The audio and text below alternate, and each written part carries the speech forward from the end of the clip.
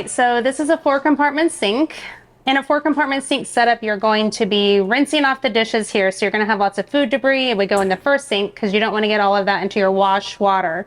So as an inspector, you would want to come up to the sink and make sure that everything's working, nothing's leaking. And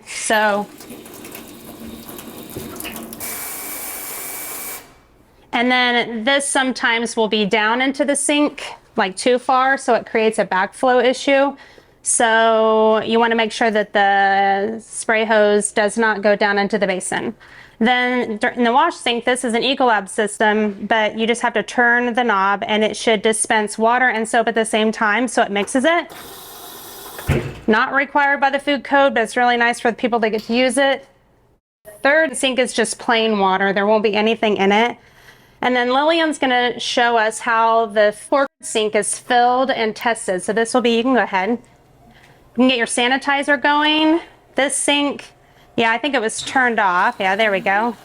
So it mixes sanitizer and water at the correct levels, hopefully, the goal is.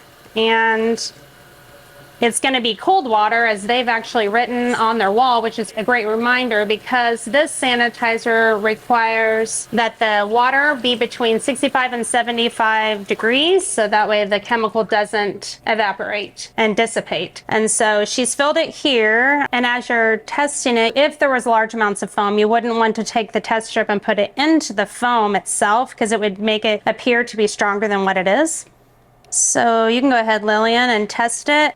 And then you compare it. How long does it go in there? The directions say to compare it right away to the chart. So it's always a good reminder to read the directions. These are all different, so. Yeah, and that's a great point. So them being all different, every chemical by a different manufacturer is gonna have a different direction. So you always have to check.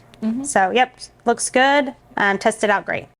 One thing to note about these particular dispensers, something that an inspector would worry about would be the introduction of chemicals into the water system.